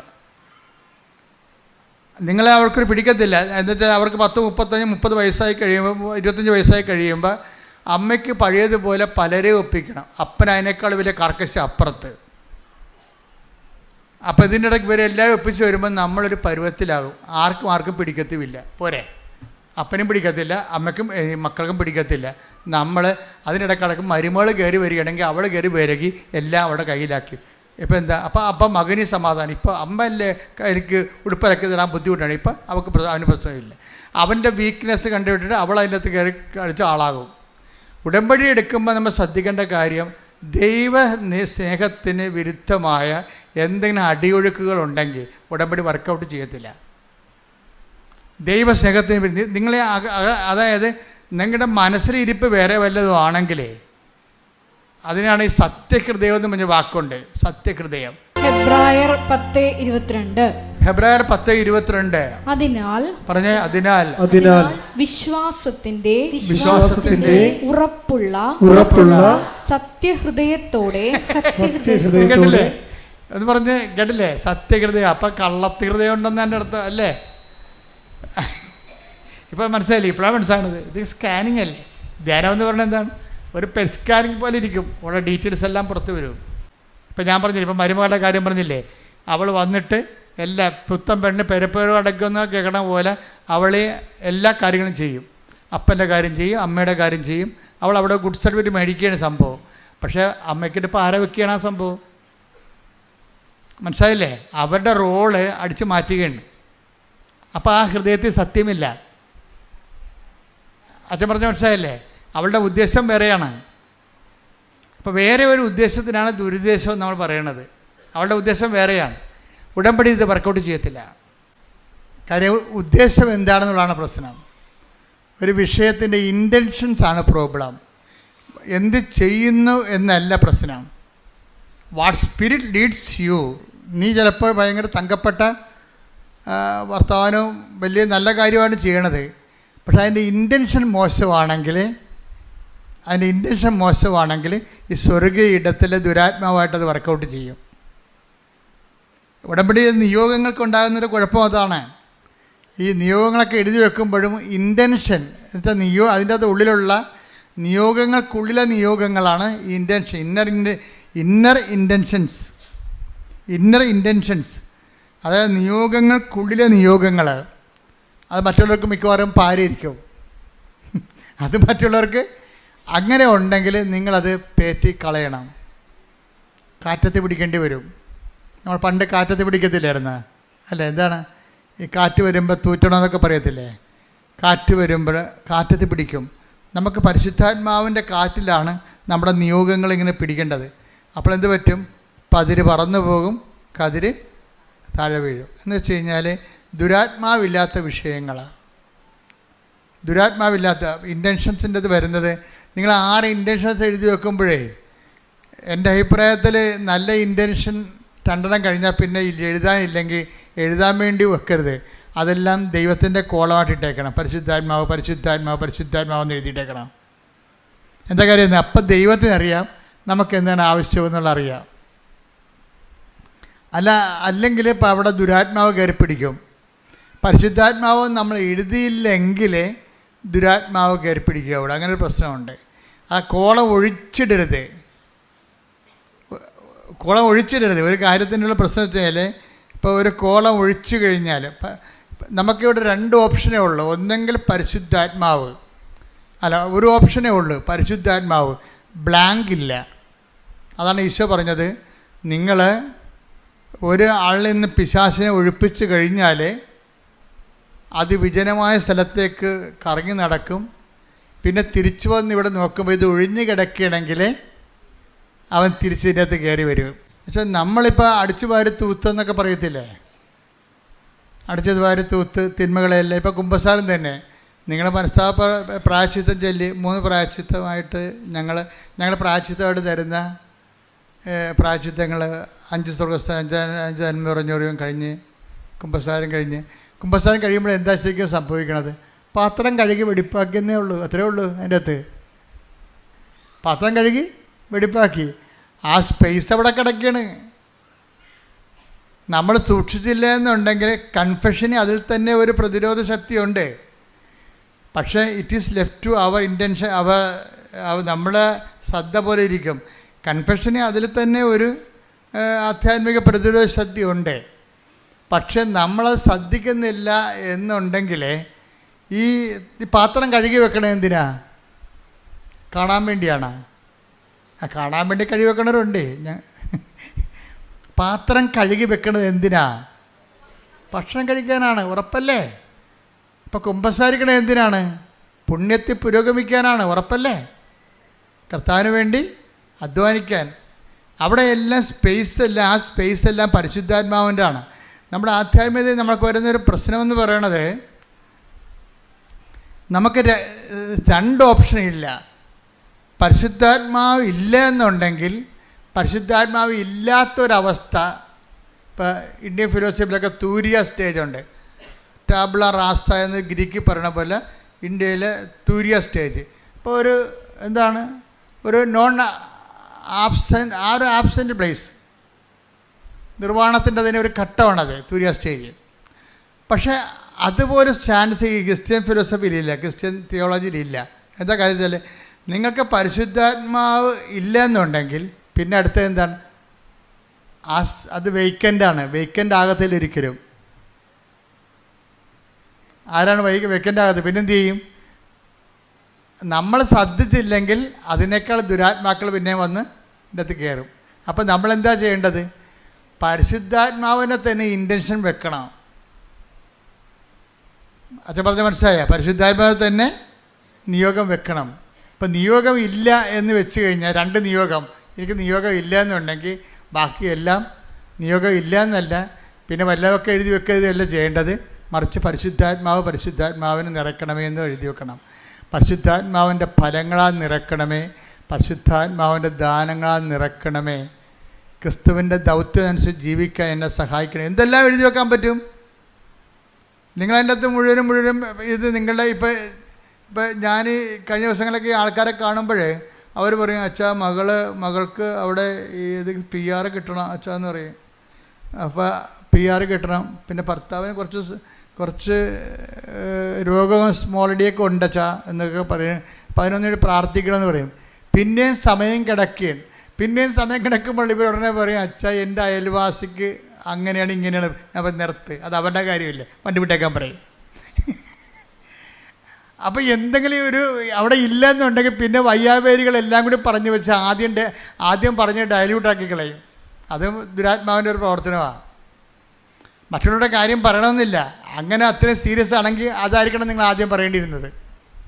നിങ്ങൾക്കൊന്നും പറയാനില്ലാഞ്ഞ കാരണം എന്നാൽ മറ്റുള്ളവരുടെ കൂടെ ഈ വണ്ടിയായാലും പോകുന്നുണ്ടല്ലോ, അയാളെ കൂടി കയറിയിരിക്കട്ടെ. വണ്ടിയായാലും ആലപ്പുഴക്ക് പോകുന്നുണ്ടല്ലോ, നാത്തും കൂടി കയറിയിരിക്കട്ടെ എന്ന് പറഞ്ഞ പോലെ നാട്ടുകാരുടെ പ്രശ്നം കൂടി പറഞ്ഞു വെപ്പിക്കും. അപ്പോൾ അതെല്ലാം ഫാൾസായി പോകും. അപ്പോൾ എന്താ ചെയ്യേണ്ടതെന്ന് വെച്ച് കഴിഞ്ഞാൽ, പരിശുദ്ധാത്മാവിന് പ്രാധാന്യം കൊടുത്തുകൊണ്ട് വേണം ഇത് ഡിസൈൻ ചെയ്യുക. അപ്പോൾ ദൈവത്തിന് തോന്നും ദൈവത്തിനാണ് പ്രാധാന്യമെന്ന്. ദൈവത്തിന് തോന്നും. അതാണ് ഈ പുതുക്കാൻ വരുമ്പോഴേ, ആദ്യകാലങ്ങളിൽ ഞാനിങ്ങനെയൊന്നും പറയത്തില്ലായിരുന്നു. എനിക്കറിയാമായിരുന്നു ഇത് തന്നെയാണ്, ഇതിലേക്കാണ് ദൈവം കൊണ്ടുപോകണമെന്ന് അറിയാമായിരുന്നു. പക്ഷേ നിങ്ങളെ ഫ്രഷ് ഹാൻഡ്സ് അല്ലേ, ഫ്രഷ് ഹാൻഡ്സിനോട് ആദ്യം പരിശുദ്ധാത്മാവിനെക്കുറിച്ച് പറഞ്ഞാലൊന്നും അവരുടെ പ്രശ്നം, അവർ തീ നിൽക്കുകയാണല്ലോ, തീ നിൽക്കുന്നവരോട് തീ കെടുത്താനുള്ള മാർഗ്ഗമാണ് പറഞ്ഞു കൊടുക്കേണ്ടത് ആദ്യം. കാരണം ഞാൻ പറഞ്ഞില്ലേ, ഷോജു എന്നൊക്കെ പറഞ്ഞില്ലേ നേരത്തെ, ഇടക്കിട്ട് പോയായിരുന്നു ഷോജു വത്സല. അപ്പോൾ ഞാൻ കൗൺസിലിങ്ങിന് മുമ്പ് അവരോട് പറയും, നമുക്ക് കുറച്ച് നേരം പ്രാർത്ഥിക്കാമെന്ന് പറയും. പ്രാർത്ഥിക്കാമെന്ന് പറഞ്ഞാൽ ഞങ്ങളെ പ്രാർത്ഥിച്ചുകൊണ്ടിരിക്കുന്ന സമയത്ത് ഞാൻ അവരോട് പറഞ്ഞു, എൻ്റെ സ്റ്റാറ്റസ് എന്താണെന്ന് നോക്കട്ടെ, കർത്താവ് എന്നാ പറയണമെന്ന് കേൾക്കാമല്ലോ, നിങ്ങളതിൻ്റെ ഒരു നമ്പർ പറയാൻ പറയും. അപ്പോൾ ഷോജു ഒരു 8 പറഞ്ഞു, വത്സല ഒരു 7 പറഞ്ഞു. പിന്നെ ഞാൻ ഒരു സുവിശേഷത്തിൻ്റെ പേര് പറയാൻ പറയും. അപ്പോൾ ലൂക്ക എന്ന് പറഞ്ഞു. അപ്പോൾ എനിക്ക് മനസ്സിലായി, ലൂക്ക 8-ാം അധ്യായം 7-ാം വാക്യമാണ് ഇപ്പം ധ്യാനത്തിൻ്റെ 2-ാം ദിവസത്തെ സ്റ്റാറ്റസ്.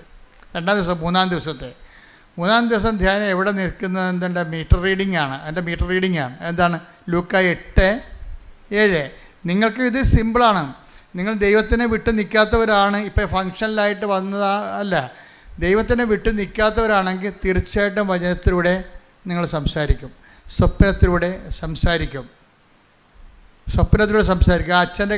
ആ അച്ഛൻ്റെ കാര്യം പറഞ്ഞത്, ആൻ്റണി ഓക്കാമച്ചൻ, ജർമ്മൻ, അങ്ങയുടെ പ്രശ്നം എന്താണെന്നറിയോ? അപ്പം അങ്ങേര് ഇങ്ങനെ പെട്ടുപോയി ആ പ്രോജക്റ്റ് ക്യാൻസലാകാൻ പോകണമെന്ന് പറഞ്ഞപ്പോൾ ഈ സിസ്റ്ററിനോട് പറഞ്ഞില്ലേ, സിസ്റ്റർ എന്താ ചെയ്യണമെന്ന് പറഞ്ഞില്ലേ? അപ്പോൾ സിസ്റ്റർ എന്താ പറഞ്ഞത്? അച്ഛൻ പോയി ഉടമ്പടി എടുക്കാൻ പറഞ്ഞില്ലേ? ഉടമ്പടി എടുത്തു കഴിഞ്ഞിട്ട് ആ ദിവസം സിസ്റ്റർ ഒരു സ്വപ്നം കണ്ട്. സിസ്റ്റർ ഈ അച്ഛൻ്റെ മേടെ പോയിട്ടില്ല, അച്ഛൻ്റെ മുറികൾ കണ്ടിട്ടില്ല. പക്ഷേ സ്വപ്നത്തിൽ അമ്മ ഈ അച്ഛൻ്റെ മുറികളെല്ലാം കാണിച്ച്, അച്ഛൻ്റെ മേടകളെല്ലാം കാണിച്ച ശേഷം ഓരോ ഭൂമുഖത്തു നിന്ന് കയറി പ്രാർത്ഥനാ മുറിയിൽ നിന്ന് മറ്റു മുറികൾ സ്റ്റഡി റൂമിലേക്കും ഡ്രോയിങ് റൂമിലേക്കും പോയിട്ട് അച്ഛൻ ഇരിക്കുന്ന സ്ഥലത്ത് ചെന്നിട്ട് മാതാവ് അച്ഛൻ്റെ തലയിൽ കൈവച്ച്. പിറ്റേ ദിവസം വെളുപ്പിനെ സിസ്റ്റർ സ്വപ്നം കഴിഞ്ഞപ്പോൾ സിസ്റ്റർ അച്ഛനെ വിളിച്ച് പറഞ്ഞ്, ഇനിയൊരു പ്രശ്നവുമില്ല, അമ്മ അച്ഛൻ്റെ കാര്യത്തിൽ ഇടപെട്ടു, ഇതല്ലേ അച്ഛൻ്റെ വീട്, ഈ മുറിയിൽ ഇന്ന സാധനങ്ങളില്ലേ, അടുത്ത മുറിയിൽ ഇന്ന സാധനങ്ങളില്ലേ, അതിലെവിടെ മാതാവ് കടന്നിട്ടുണ്ട്, അച്ഛൻ ഇരിക്കുന്ന സ്ഥലം ഇന്നതല്ലേ, അവിടെ വന്ന് അമ്മ അച്ഛൻ്റെ തലയിൽ കൈവച്ചിട്ടുണ്ട്, ഇനി അമ്മ ഏറ്റെടുത്തോളൂ എന്ന് പറഞ്ഞു. അമ്മ ഏറ്റെടുത്തോളൂ എന്ന് പറഞ്ഞ് ഒരാഴ്ച കഴിഞ്ഞില്ല. ആക്കുമ്പോൾ ഓഫീസിൽ നിന്ന് ഇവരുടെ പ്രോജക്റ്റ് ഓഫീസിൽ നിന്ന് വിളിച്ചു, ഫാദർ ഞങ്ങളെ കാണാം. നേരത്തെ ഇങ്ങനെ പ്രോജക്റ്റ് ഓഫീസ് കേസിലിരിക്കുകയല്ലേ, ചിലപ്പോൾ അകത്ത് പോവും, ജയിലിൽ പോവും. അതുകൊണ്ട് ഇവർ ഒരു കൗൺസിലിങ്ങിന് പോലും ടൈം കൊടുത്തില്ലായിരുന്നു. ഇപ്പോൾ അവർ പറയണേ, നിങ്ങൾ വന്ന് ഞങ്ങളെ കാണുക, നിങ്ങൾക്കെതിരെയുള്ള ആരോപണം നിലനിൽക്കണില്ലെന്ന്. അങ്ങനെ ഒരു ആരോപണം ഇല്ലെന്ന്. ഇപ്പം പെട്ടെന്നല്ലേ മാറണത്. അപ്പം അച്ഛൻ അതുകൊണ്ട് പറഞ്ഞത് എന്തറിയോ, ഞാൻ വിചാരിച്ചത് എൻ്റെ പട്ടമാണ് ഏറ്റവും വലിയ ഉടമ്പടി എന്ന്. പക്ഷേ പരിശുദ്ധ അമ്മയുടെ ഉടമ്പടി നമുക്ക് പറഞ്ഞറിയിക്കാൻ പറ്റാത്ത അച്ഛൻ്റെ സാക്ഷി നിങ്ങൾ കേൾക്കണം. കാര്യത്തെ ഒരു ജീവിത പ്രശ്നം ഉണ്ടായാൽ അച്ഛനാണെങ്കിലും ശരി, ആരാണെങ്കിലും ശരി, അമ്മ മാത്രമേ അഭയമുള്ളൂ. കൈയടിച്ച് ശ്രുതിക്കട്ടെ. അപ്പോൾ ഇതെന്താ വെച്ചാൽ സിസ്റ്ററിനുണ്ടായിട്ടുള്ള ദർശനങ്ങളിലൂടെയാണ് ഈ സത്യം വെളിപ്പെട്ട് വരണത്.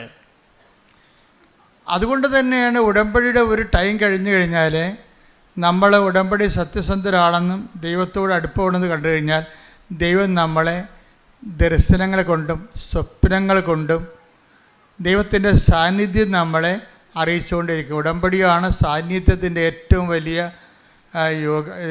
വലിയ ഒരു ഉപാധിയല്ല, ഏറ്റവും വലിയൊരു സോഴ്സ് എന്ന് പറയണത് ഉടമ്പടിയാണ്. ഉടമ്പടിയിലൂടെയാണ് സാന്നിധ്യം, മറ്റെല്ലാ പ്രാർത്ഥനയെക്കാളും മനുഷ്യന് സാന്നിധ്യം മനസ്സിലാക്കുന്നത്, ദൈവത്തിൻ്റെ സാന്നിധ്യം മനസ്സിലാക്കുന്നത്. അപ്പോൾ ഇതിൻ്റെ ഉടമ്പടിയുടെ സാധ്യത ഭയങ്കരമായ വലിയ സാധ്യതകളാണ്. നിങ്ങളെന്താ ചെയ്യണമെന്ന് വെച്ച് കഴിഞ്ഞാൽ, നിങ്ങളതിന് ദൈവത്തിന് വലിയ പ്രാധാന്യമില്ലാതെ നിങ്ങളുടെ വിഷയങ്ങൾക്ക് മാത്രമാണ് എപ്പോഴും ആവലാതിയും വ്യാവലാതിയും കൊണ്ട് നടക്കുന്നത് കൊണ്ടാണ് സാന്നിധ്യം ഫീൽ ചെയ്യാത്തത്. മറിച്ച് ഞാൻ ഉടമ്പടി എടുത്തിരിക്കുന്നത് ദൈവത്തിന് വേണ്ടി ജീവിക്കാനാണ്. അപ്പോൾ ദൈവത്തെക്കുറിച്ച് നല്ലവണ്ണം ചിന്തിക്കുകയും ആലോചിക്കുകയും ആധികൊള്ളുകയും ഒക്കെ ചെയ്ത് കഴിയുമ്പോൾ ബാക്കിയുള്ള കാര്യങ്ങൾ ഇതൊക്കെ ഇപ്പോൾ തന്നെ ഞാൻ ആ സുശീലയുടെ കാര്യം പറഞ്ഞില്ലേ, സുശീലയുടെ കാര്യം എന്താ? സുശീലയുടെ മകൾ മായയ്ക്ക് കഫീലിനിടയ്ക്ക് മർദ്ദനം. കഫീലിന് എന്ത് പറ്റി? കഫീലൊരു ഡ്രഗ്സ് കേസിൽ അകപ്പെട്ടു, മയക്കുമരുന്നിൻ്റെ കേസ് അകപ്പെട്ടു. അപ്പോൾ സുശീലയുടെ ഈ മായയും ആ ഡ്രഗ്സ് കേസിൽ പ്രതിയാക്കി അവൾ. ഓക്കെ, പണ്ടേ ശമ്പളമില്ല, ജീവിതം പോയിരിക്കുമ്പോൾ ഉണ്ട്. ഇപ്പം എന്ത് പറ്റി? ഡ്രഗ്സ് കേസ്, മയക്കുമരുന്ന് കേസിൽ ഗൾഫിൽ പ്രതി, 15 കൊല്ലം അകത്ത് കിടക്കണം. ഇവളെ ഇതുകൂടി കേട്ടപ്പോഴൊക്കെ ഭക്ഷണവും ഇല്ല, ശമ്പളവും ഇല്ല, അവളുടെ പറ്റിക്കപ്പെട്ട് തട്ടിപ്പിലകപ്പെട്ട് പണവും നഷ്ടപ്പെട്ട് അവൾ നിൽക്കുന്ന സ്ഥലത്താണെങ്കിൽ സമാധാനം കൊടുക്കണില്ല അവൾക്ക്. ഇപ്പോഴെന്ത്? ഡ്രഗ്സ് കേസിൽ പ്രതിയുമായി. ഇതെല്ലാം വിളിച്ച് അമ്മയോട് പറയും. അമ്മ ഇങ്ങനെ സംഭവിച്ച് അനിയത്തിനെ ഫോണിൽ കിട്ടുമ്പോൾ കരയും അവൾ. അപ്പോഴ് അനിയത്തി പറഞ്ഞ്, ചേച്ചിനെ മാതാവ് രക്ഷിക്കും, ഞാൻ ഏലക്കാമാല കെട്ടുന്നുണ്ടെന്ന് പറഞ്ഞു. നമ്മുടെ കണ്ണ് നിറഞ്ഞു പോയി ഈ സാധനം കേട്ട് കഴിഞ്ഞാൽ. അവൾക്ക് വേറെ ഒന്നും ചെയ്യാൻ അറിയത്തില്ല. ചേച്ചിനെ അമ്മ രക്ഷിക്കും, ഞാൻ ഏലക്കാമാല അമ്മയ്ക്ക് വേണ്ടി കെട്ടണമുണ്ടെന്ന്. അവൾക്ക് എന്താ ചെയ്യാൻ അറിയാവുന്നത്? അവളൊരു നോൺ ക്രിസ്ത്യനാണ്. അവളുടെ ചേച്ചി ഒരു അന്യ സ്ഥലങ്ങളിൽ എലി പത്താഴത്തി വീണ പോലെ പിട്ടുകിടക്കുകയാണ്. അവൾക്ക് ദൈവതിരുസന്നിധി, ദൈവത്തിനെ ഈ വിഷയത്തിൽ ഉൾപ്പെടുത്താൻ ചെയ്യാൻ അറിയാവുന്ന ആപ്പാടെ പണി എന്താ? അവളുടെ മനസ്സിൽ വന്നു ഞാൻ ഏലക്കാമാല കെട്ടണമുണ്ടെന്ന്. ആ ഒരു മാല മുഴുവൻ കെട്ടിക്കൊണ്ടത് മാതാവിനിടും. എനിക്കറിയാം അതിൻ്റെ ബലം എന്താണെന്ന്. എന്താ കാര്യം? വിശ്വാസാവിഷ്കാരങ്ങളിൽ രണ്ടാമത്തതാണ് എന്താണ്? വിശ്വാസപ്രയോഗം. അതാണ് സാധനം. ഉടമ്പടിയിലില്ലേ എന്തൊക്കെയുണ്ട് വിശ്വാസത്തിൽ? പ്രാർത്ഥന, പ്രഖ്യാപനം, പിന്നെ എന്താണ്? പ്രയോഗം. അത് പ്രയോഗമാണ്. അവളുടെ അമ്മ സുശീല ചെയ്യണ പരിപാടി എന്താണെന്ന് അറിയാമോ? അവളുടെ സുശീല വണ്ടിക്കാശി തണ്ണീർമുക്കത്തു നിന്ന് ഇങ്ങോട്ട് വന്നാൽ മതി, 10-12 കിലോമീറ്ററേ ഉള്ളൂ. ആ കിലോമീറ്റർ എല്ലാ ദിവസവും മാതാവിൻ്റെ അടുത്ത് വരും, നടന്നു വരും. കാര്യം എന്താ? പെട്ടിരിക്കല്ലേ, മകൾ പെട്ടിരിക്കുകയല്ലേ. അപ്പം എല്ലാ ദിവസവും മാതാവിൻ്റെ അടുത്ത് വരും. എങ്ങനെ വരും? നടന്നു വരും. നിഷ്പാതകമായിട്ട് നടന്നു വരും. നടന്ന് വന്നിട്ടും പറയും, അമ്മേ ഞാൻ വരുന്നു, ഞാൻ പോണ്, എൻ്റെ മകളുടെ കാര്യം പറയാൻ വന്നതാണ്. അപ്പം നടന്ന് വരുമ്പോൾ ഒരു പ്രയോഗമുണ്ട് അതിൻ്റെ അകത്ത്. ഒരു പ്രഖ്യാപനമുണ്ട്, ഒരു പ്രയോഗമുണ്ട്, ഒരു പ്രാർത്ഥനയുണ്ട്. എന്താണ്? നടക്കുമ്പോൾ പ്രാർത്ഥിച്ചുകൊണ്ടാണ് നടക്കണത് തന്നെ ഒരു പ്രഖ്യാപനമാണ്. നടന്ന് വന്ന് എത്തുന്നത് ഒരു പ്രയോഗമാണ്. ഇതെല്ലാം ഇതിൻ്റെ അകത്തുണ്ട്. ലാസറിൻ്റെ വീട്ടിൽ ലാസർ ഉയർത്തെഴുന്നേറ്റ് കഴിഞ്ഞപ്പോൾ കർത്താവിൻ്റെ പാദത്തെങ്കിൽ 300 ദിനാറയ്ക്കുള്ള സുഗന്ധ തൈലം ലാസറിൻ്റെ ബഥനിയിലെ മറിയം കാല് പൂശി പ്രാർത്ഥിച്ച്. അപ്പോൾ യൂദാസ് അവിടെ നിന്നുകൊണ്ട് പ്രശ്നം ഉണ്ടാക്കി. എന്ത് നോൺസെൻസാണിത്? അയാൾ യുക്തി ഉപയോഗിക്കുന്ന ആളാണ്. അയാൾക്ക് ഭക്തിയല്ല അയാൾ ഉപയോഗിക്കണത്, യുക്തിയാണ് ഉപയോഗിക്കണത്. അയാൾ ചോദിച്ചത് എന്താണിത്? നോൺസെൻസ് അല്ലേ ഇത്? ഇതുകൊണ്ട് ആൾക്കാർക്ക് വീട് വെച്ച് കൊടുക്കാൻ പറ്റത്തില്ലെന്ന് ചോദിച്ച്. നമുക്ക് ദൈവത്തിന് നമ്മൾ കൊടുക്കുന്നത് കൊണ്ട് വീട് വെച്ച് കൊടുത്തു കഴിഞ്ഞാൽ വീട്ടിൽ കിടന്ന് പൊറുക്കാൻ പറ്റത്തില്ല നമുക്ക്. മനസ്സിലായില്ലേ? രണ്ടും രണ്ട് വിഷയമാണ്. രണ്ട് വിഷയമാണ്. അതെന്താ വെച്ചാൽ ദൈവത്തിന് കൊടുക്കേണ്ടത് ദൈവത്തിന് കൊടുക്കണം, സീസറിന് കൊടുക്കേണ്ടത് മനുഷ്യന് കൊടുക്കേണ്ടത് മനുഷ്യന് കൊടുക്കണം. മനുഷ്യന് കൊടുക്കേണ്ട അടുത്ത് ദൈവത്തിന് കൊടുക്കരുത്, ദൈവത്തിന് കൊടുക്കേണ്ട അടുത്ത് മനുഷ്യനെയും കൊടുക്കരുത്. അതിനെ ബാലൻസ്ഡായിട്ടാണ് ഈശോ പറഞ്ഞിരിക്കുന്നത്. അവളെ സംബന്ധിച്ചിടത്തോളം ചെയ്യണത് എന്താണ്? ഒരു ദിനാറയ്ക്ക് 300 ദിനാറ ഒരു വർഷത്തെ കൂലിയാണ്. കർത്താവിനുള്ള സ്നേഹം പ്രകടിപ്പിക്കാൻ വേണ്ടി അതിനൊരു കുപ്പി സുഗന്ധതൈലം മേടിച്ചിട്ട് കർത്താവിൻ്റെ 2 കാലിലും മുഴുവനും ഒഴിച്ചു കൊടുത്ത്, എന്നിട്ട് ആ കാല് ചുംബിച്ചു. അത് പ്രയോഗമാണ്, പ്രയോഗം. വിശ്വാസപ്രയോഗമല്ല, അവിശ്വാസം മൂത്തിട്ടുള്ള ഒരു സ്നേഹത്തിൻ്റെ ദൈവവുമായിട്ടുള്ള ബന്ധങ്ങളതാണ്. അത് പ്രയോഗമാണ്. അത് ശരിക്കും പറഞ്ഞാൽ ഇതുപോലെ ഇവളത് ചെയ്ത് കഴിഞ്ഞപ്പോൾ അമ്മ നടന്ന് വന്ന്, അവളുടെ അമ്മ തണ്ണീർമുഖത്തിൽ നടന്ന് ഇവിടെ വന്നിട്ട് പറഞ്ഞ്, എൻ്റെ മകളുടെ കാര്യം പറയാതെ തന്നെ അമ്മക്കറിയാമല്ലോ, അമ്മയെ കാണാൻ ഞാൻ നടന്നു വന്നതാണ്. അന്ന് രാത്രി അമ്മ അവളോട് പറഞ്ഞു, നാളെ നിൻ്റെ മകളെ വിളിക്കണം, നിൻ്റെ മകളെ വിളിച്ചിട്ട് പറയണം തലേ തുണിയിട്ടൊരു സ്ത്രീ ഓഫീസിൽ വരുന്നുണ്ടെന്ന്, അതോടെ പ്രശ്നം തീരുമെന്ന്. അതാണ് വിഷയം. പിറ്റേ ദിവസം അമ്മ പറഞ്ഞ പോലെ തന്നെ തലേ തുണിയിട്ടൊരു മുസ്ലിം സ്ത്രീയാണ് അവിടെ വന്നിട്ട് അവർ ഓഫീസിൽ വന്നിട്ട് ഇവളുടെ രജിസ്റ്ററിൽ കേസ് ക്യാൻസൽ ചെയ്ത് അവിടെ റിലീവ്ഡായി പെട്ടെന്ന്. Hallelujah, hallelujah, hallelujah. അപ്പോൾ എന്ത് ചെയ്യണം? ഒരു വിഷയത്തിന് എവിടെയാണ് അതിൻ്റെ കുറിഞ്ഞിരിക്കണത്, അവിടെ എന്ത് ചെയ്താൽ ശരിയാവുമെന്ന് ആർക്കറിയാം? അമ്മയ്ക്കറിയാം. അപ്പോൾ നമ്മൾ പറയും ചെയ്യേണ്ടതൊക്കെ ഞാൻ ചെയ്യിച്ചോളാം, നിങ്ങൾ ചെയ്യേണ്ട കാര്യം ഞാൻ പറഞ്ഞാൽ ഈശോയെ കൊണ്ട് ചെയ്യിക്കേണ്ട കാര്യമൊക്കെ ഞാൻ ചെയ്യിച്ചോളാം, നിങ്ങളെന്താ ചെയ്യേണ്ടത്? അവൻ പറഞ്ഞ പോലെ ചെയ്യുക. നിങ്ങളെ വിശ്വാസ പ്രയോഗത്തിലാണെന്നുള്ള കാര്യം മനസ്സിലാക്കണം. അതിന് നമുക്ക് വേണ്ട മൗലിക വികാരമെന്ന് പറയുന്നത് ദൈവസ്നേഹമാണ്. വിശ്വാസം മൂത്തിട്ടാണ് ദൈവസ്നേഹം ഉണ്ടാകുന്നത്. യൂത്തിനൊക്കെ ഉണ്ടാകുന്നൊരു പ്രശ്നം എന്ന് വെച്ച് കഴിഞ്ഞാൽ, യൂത്ത് ഈ ഉടമ്പടി എടുക്കുന്ന കൊണ്ട് തന്നെ ചില സമയത്ത് അവർക്ക് ചില നെഗറ്റീവ് അനുഭവങ്ങൾ, നിങ്ങളുടെ ഒരു കൗണ്ട് ഡൗൺ വരും ചില സമയത്ത്. എന്താ പറയുന്നത് വെച്ച് കഴിഞ്ഞാൽ, ഇപ്പം നിങ്ങൾ ഉദാഹരണത്തിന് ഇപ്പം നിങ്ങൾ അച്ഛൻ്റെ എല്ലാ ദിവസവും ഒരു സാക്ഷ്യം അല്ലെങ്കിൽ ഒരു ഡെയിലി ബ്രെഡ് നിങ്ങൾ ഷെയർ ചെയ്യുന്നു, നിങ്ങളുടെ ഗ്രൂപ്പിൽ ഷെയർ ചെയ്തേ, ഉടനെ അവരെന്ത് ചെയ്യും? ദൈവത്തിനെ കാണുമ്പോൾ തന്നെ പല്ലിളിക്കണ പിശാചുക്കളുണ്ടാവും. നിങ്ങളുടെ കൂട്ടുകാരായിരിക്കും. ചിലപ്പോൾ നിങ്ങളവർ ക്യാൻസൽ ചെയ്ത് കളയും, ബ്ലോക്ക് ചെയ്ത് കളയും. അപ്പോൾ നിങ്ങൾക്ക് സന്തോഷമായില്ലേ? നിങ്ങൾക്ക് പറ്റാത്ത ആൾക്കാരിൽ നിന്ന് നിങ്ങൾക്ക് ബ്ലോക്കിങ് കിട്ടുമ്പോൾ തന്നെ ആ സാധനം പോയി കിടത്തില്ലേ? ആ സാധനം ആ ഗ്രൂപ്പിൽ കിടന്നാൽ മോശമാണ്. അച്ഛൻ പറഞ്ഞ് മനസ്സിലായില്ലേ? നിങ്ങളെ വിചാരിക്കും, അയ്യോ ഞാനിങ്ങനെ ഇവർക്ക് സെൻഡ് ചെയ്യും, ഇവർ മതം മാറ്റമാണെന്ന് കരുതുക, അല്ലെങ്കിൽ എന്നെ ഒരു ഭക്തി ആയിട്ട് കരുതുക. ഞാൻ ഭക്തിയൊന്നും അല്ല, എനിക്ക് തൽക്കാലം IELTS പാസ്സാകാനുള്ള അഭ്യാസം മാത്രമേ ഉള്ളൂ, അവർക്കറിയാൻ പാടില്ല. പറഞ്ഞ മനസ്സിലായില്ല? അത് നമ്മുടെ രഹസ്യ ധാരണകൾ നിങ്ങൾ വിവേചിക്കണം. നിങ്ങൾ എന്തുകൊണ്ട് ഷെയർ ചെയ്യുന്നില്ല കൂട്ടുകാർക്ക്? അതിൻ്റെ കാരണം നിങ്ങളിതൊരു 3 മാസത്തുള്ള അഭ്യാസമായിട്ടാണ് എടുത്തിരിക്കുന്നത്. ഒക്കട്ടെ കിട്ടണേ ഊട്ടി പോയ ചട്ടി, അതുകൊണ്ടാണ് ഷെയർ ചെയ്യാത്തത്. ഞാൻ ഈ 3 മാസത്തെ അഭ്യാസത്തിന് വേണ്ടി എടുത്തിരിക്കുന്ന കാര്യം എൻ്റെ കൂട്ടുകാരുടെ മുമ്പിൽ ഞാനൊരു ഭക്തിഭ്രാന്തിയായിട്ട് അറിയപ്പെടേണ്ട ആവശ്യമില്ലല്ലോ എന്ന് വിചാരിച്ചുകൊണ്ട് നിങ്ങൾ ഷെയർ ചെയ്യത്തില്ല. നിങ്ങളുടെ ആന്തരിക വിചാരങ്ങളെ കർത്താവ് വിവേചിച്ചിരിക്കുന്നു, കർത്താവ് നിങ്ങളെ വിധിക്കുന്നു. ഈ വിധിയിൽ നിന്ന് രക്ഷപ്പെടാൻ വേണ്ടി മര്യാദയ്ക്ക് ഷെയർ ചെയ്ത് രക്ഷപ്പെടുന്നതാണ് നല്ലത്. ചെറുപ്പക്കാർക്കും ഇതുപോലുള്ള അബദ്ധങ്ങൾ സംഭവിക്കാം. നിങ്ങളുടെ കൂട്ടുകാരെല്ലാം ഒരു മേനിക്കെങ്കിലും സ്വയം ഹ്യൂമനിസ്റ്റിൻ്റെ മാനവികൻ്റെ കുപ്പായമെടുത്ത് അടിഞ്ഞിട്ടുള്ള പാർട്ടിയാകും. അപ്പം നമ്മളത് ഷെയർ ചെയ്ത് സ്റ്റാറ്റസ് ഇട്ട് കഴിയുമ്പോൾ അവനവിടെ നമ്മൾ 2ാം പൗരനാക്കും, അവൻ 1ാം പൗരനാകും. ആരാണ് 1ാം പൗരൻ 2ാം പൗരൻ എന്താ അവസാനം അറിയാൻ പറ്റും. അവൻ പറയും എന്ന് തുടങ്ങി ഈ ഭക്തിഭ്രാന്തൊക്കെ. എടാ, മര്യാദക്ക് അധ്വാനിച്ച് ജീവിച്ചാൽ പ്രശ്നമൊന്നുമില്ല, അല്ലെങ്കിൽ ഇതുപോലെ ചെന്ന് ചാരേണ്ടി വരും, ഹ്യൂമനിസ്റ്റായി. അപ്പോൾ നമ്മളവർക്ക് അവനാണ് വലിയ, അവനൊരു കുന്തും അറിയത്തില്ല. ദൈവത്തെ അറിഞ്ഞില്ലെങ്കിൽ എല്ലാം അറിയാം, ദൈവത്തെ അറിഞ്ഞില്ലെങ്കിൽ തീർന്നില്ലേ? അവന് ദൈവത്തെ അംഗീകരിക്കേണ്ടത് അതിന് പോരായ്മയെ കരുതിയിരിക്കുകയാണ്. അവൻ്റെ അന്ത്യം നമ്മൾ കണ്ടിട്ടില്ലല്ലോ. കാണുന്നതിന് മുമ്പ് എന്തുകൊണ്ടാണ് അവൻ പറയുന്നത് നീ അനുസരിക്കാൻ നീ ബാധ്യസ്ഥനാകണത്? അതുകൊണ്ട് നീ നിഷ്പക്ഷമായിട്ടും നിർഭയനായിട്ടും കർത്താവിൻ്റെ സുവിശേഷത്തിൻ്റെ വക്താവായിട്ട് മാറാമെന്ന് കൈ അടിച്ചുകൊണ്ട് സ്തുതിക്കട്ടെ. ഹല്ലേലൂയ. ദിനക്കൂട്ടത്തെ കാണുമ്പോൾ നമുക്കെന്താ തോന്നേണ്ടത്? അനുകമ്പയാണ് തോന്നുന്നുണ്ട്. എന്താണ്? അവർക്ക് കർത്താവിനെ ആവശ്യമുണ്ടല്ലോ എന്ന് തോന്നണം. നീ ദൈവത്തിൻ്റെ ആളാണെങ്കിലേ ജനക്കൂട്ടത്തെ കാണുമ്പോൾ, നിൻ്റെ ഗ്രൂപ്പിലെ വാട്സപ്പ് ഗ്രൂപ്പിലായാലും ശരി, നിൻ്റെ ഏത് മേഖലയായാലും ജനക്കൂട്ടമാണല്ലോ അത്, അവരെ കാണുമ്പോൾ നിങ്ങൾക്ക് എന്ത് ചെയ്യണം? അവന് അനുകമ്പ തോന്നണം.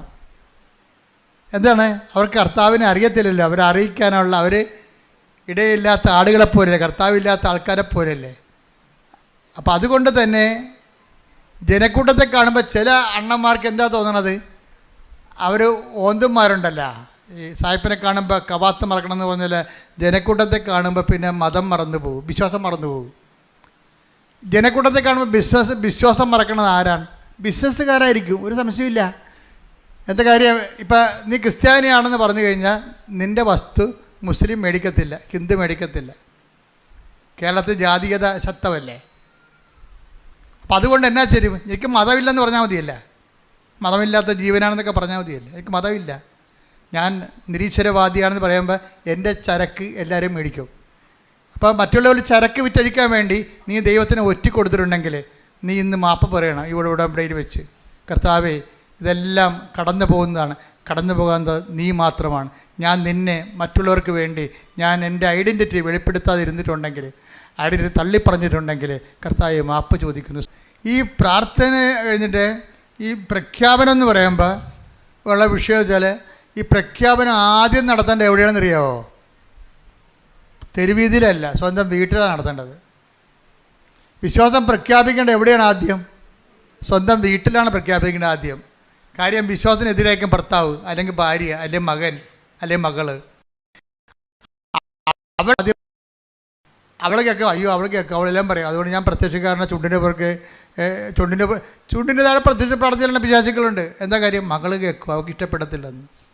അപ്പം തന്നെ നിന്റെ കാര്യത്തിൽ തീരുമാനമായില്ലേ? അതാണ് ഈശോ പറഞ്ഞ 10:32 മനുഷ്യരുടെ മുമ്പിൽ ഏറ്റു പറയണമെന്ന്. അപ്പോൾ അവൾ കേട്ടാലും അവൻ കേട്ടാലും, അവന് പ്രാന്തി കയറിയാലും പിശാചി കയറിയാലും ചാടിപ്പോയാലും നീ നിൻ്റെ വിശ്വാസം പ്രഖ്യാപിക്കണം. എവിടെയാണ്? ഒരുത്തൻ വിശ്വാസം പ്രഖ്യാപിക്കേണ്ടത് ആദ്യമായി അവൻ്റെ വീട്ടിൽ തന്നെയാണ്. ക്ലിയർ അല്ലേ? ആ, എന്താ കാര്യം നീ ഇത് പറയാൻ? ജെയ്സി എന്ന് പറഞ്ഞൊരു മോളെ ഈ ദിവസം സാക്ഷ്യം പറഞ്ഞു. അവളുടെ സാക്ഷ്യം എന്ന് പറയുന്നത്, അവളുടെ മകന് ഉടമ്പടിയിലൊന്നും വിശ്വാസമില്ല, ഉപ്പിലും വിശ്വാസമില്ല. ഇപ്പം എൻ്റെ പ്രശ്നം വെച്ചാൽ, പക്ഷേ അമ്മ ഇവൻ്റെ മകനെ സ്വിറ്റ്സർലൻഡിലാണ് അവൻ MBA പാസ്സായതാണ്. പക്ഷെ അവിടെ MBA പാസ്സായെന്ന് പറഞ്ഞാലും ഈ ഇൻറ്റേൺഷിപ്പിന് പോലും ഭയങ്കര ബുദ്ധിമുട്ടാണ്. ഇൻറ്റേൺഷിപ്പിന് പോകണ മുമ്പ് അമ്മ പറഞ്ഞ്, എടാ നിനക്ക് ഇൻറ്റേൺഷിപ്പ് കിട്ടാൻ അവിടുത്തെ നാട്ടുകാർ തന്നെ ഉണ്ട്, നിന്നേക്കാൾ വലിയ എക്സ്പീരിയൻസ് ഉള്ള ആൾക്കാരും ക്വാളിറ്റി ഉള്ള ആൾക്കാരും ഉണ്ട്, അവരെടുക്കത്തുള്ളൂ, നമുക്ക് മെറിറ്റില്ല. അതുകൊണ്ട് നീ എന്ത് ചെയ്യണമെന്ന് പറയാം, ഈ ഉപ്പ് കൊണ്ടുപോയി ഇൻറ്റേൺഷിപ്പ് ഓഫീസിൽ ഇടണമെന്ന് പറഞ്ഞു, വിശ്വാസപ്രമാണം ചൊല്ലി. അപ്പോഴവൻ പറഞ്ഞു, ഞാൻ ഇടത്തില്ല. അയ്യോ, ഇതൊക്കെ ചെയ്താൽ വല്ല കാര്യം ശരിയാവുക, അവിടെയൊക്കെ ക്യാമറ ഉണ്ടെന്ന് പറഞ്ഞ്. അപ്പോൾ അമ്മ പറഞ്ഞു, ക്യാമറ ആയതുകൊണ്ട് സായിപ്പിനെ കാണുമ്പോൾ കവാത്ത് മറക്കണ, ചില ആൾക്കാർ ക്യാമറ കാണുമ്പോൾ കവാത്ത് മറക്കുകയും. അവൻ പറഞ്ഞു, ഞാൻ നിൻ്റെ കൂടെ വരാമെന്ന് പറഞ്ഞു. നീ ചെയ്യേണ്ട, ഞാൻ ചെയ്തോളാം എന്ന് പറഞ്ഞു. നിന്നെ അവിടെ ഇടിപ്പിക്കണ കാര്യമാണ്. ഇൻറ്റേൺഷിപ്പ് ഓഫീസിൽ പോയി അമ്മ കൊണ്ട് അവൻ നിൽക്കുമ്പോൾ അവിടെ ഉപ്പിട്ടിട്ട് വിശ്വാസപ്രമാണം ചൊല്ലി, മാതാവേ ഞങ്ങൾക്ക് കഴിവില്ല, ഞങ്ങൾക്ക് മെറിറ്റില്ല, ഇത് നോട്ട് ബൈ മെറിറ്റാണ് വർക്ക് ചെയ്യേണ്ടത്, ഉടമ്പടി അതിനുവേണ്ടി ഞാൻ ഉടമ്പടി ചെയ്തിരിക്കണം, അതുകൊണ്ട് ഈ മകനെ ഇവിടെ ഇൻറ്റേൺഷിപ്പിൽ എടുക്കണമെന്ന് പറഞ്ഞു, എക്സ്പീരിയൻസിന്. പല നാട്ടുകാർക്ക് സീറ്റില്ല, അവന് സീറ്റ് കിട്ടി.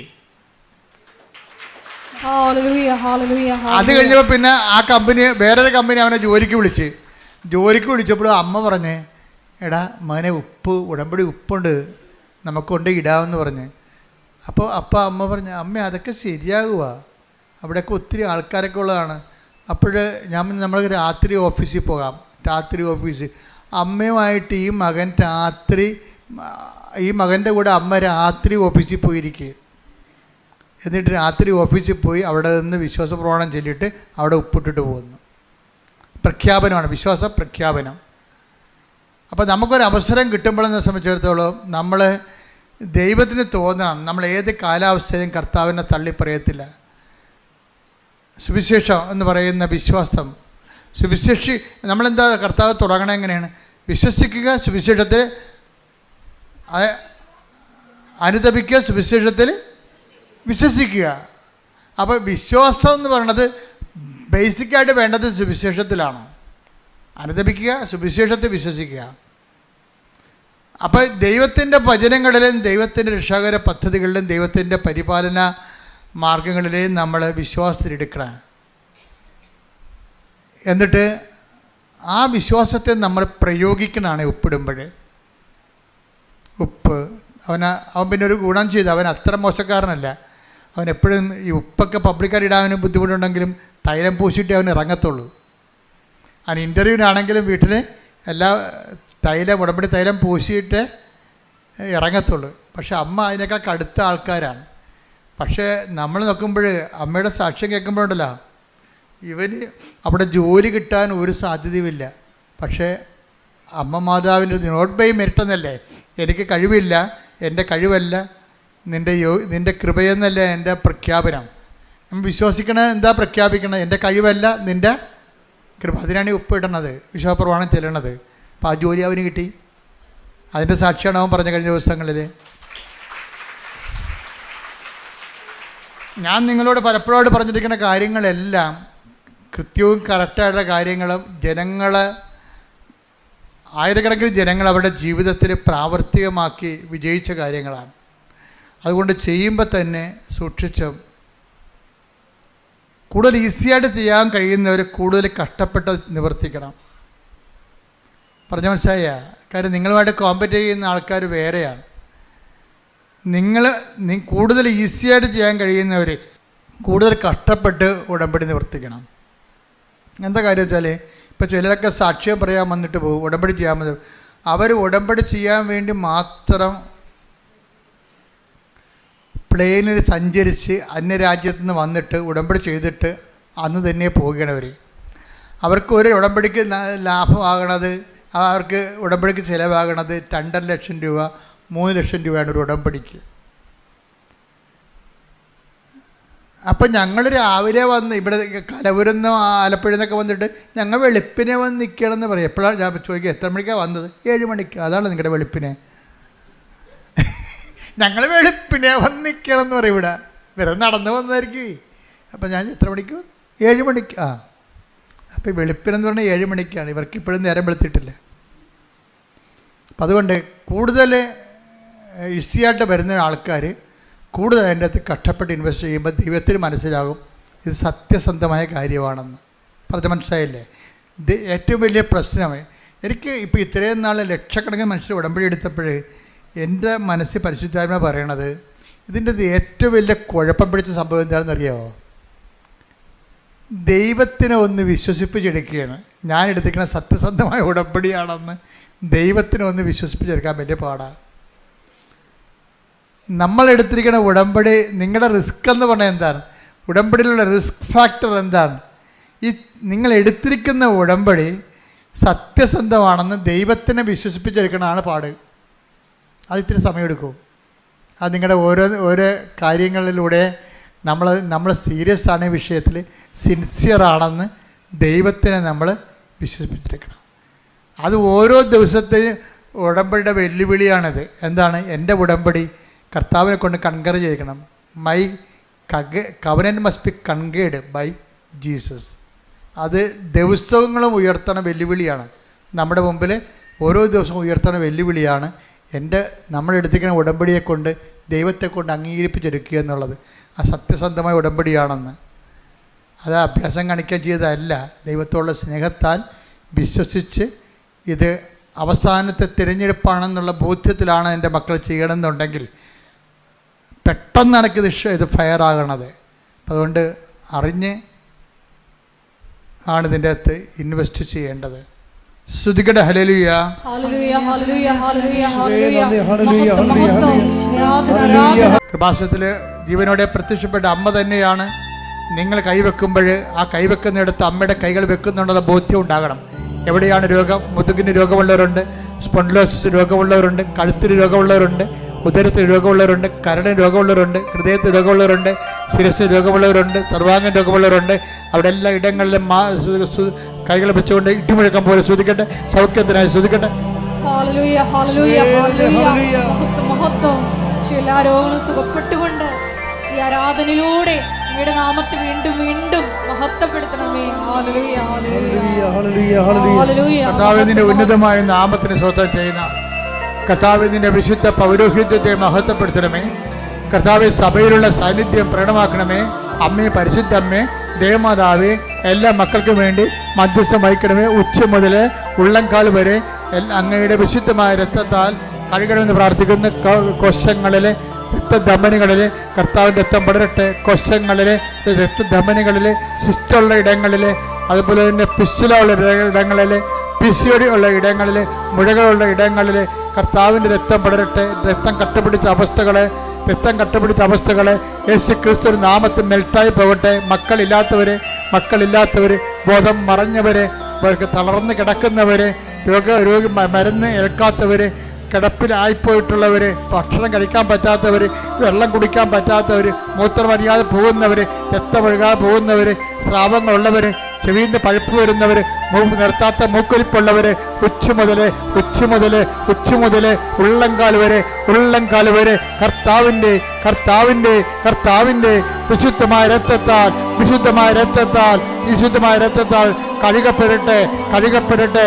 മാരകരോഗങ്ങള്, തീരാവേദികള്, നടുവേദനകള്, കിഡ്നി വേദനകള്, സ്പൊണ്ടിലോസ് അസുഖങ്ങള്, വളഞ്ഞ നടുവല്ലുകള്, തുളലുകള്, കുഴഞ്ഞ അസ്ഥികള്, ഓപ്പറേഷന് ശേഷം റോഡുകള് അകത്തായി പോയവര്, ഇനി ഓപ്പറേഷൻ ചെയ്യാൻ പറ്റുകയില്ലെന്ന് പറഞ്ഞവര്, സിസേറിയൻ കാരണം ഇനി മക്കൾ ഉണ്ടാവത്തില്ലെന്ന് പറഞ്ഞവര്, മക്കളില്ലാത്ത ദമ്പതികള്, യേശുവിന്റെ നാമത്തില്, ഓട്ടിസം രോഗികള്, ഹൈപ്പർ ആക്ടിവിറ്റി കുഞ്ഞുങ്ങള്, മക്കൾ ഇല്ലാത്തവര്, പഠിക്കാൻ പറ്റാത്തവര്, വീട്ടിൽ കലഹം ഉണ്ടാക്കുന്നവര്, മദ്യപാന ആസക്തികള്,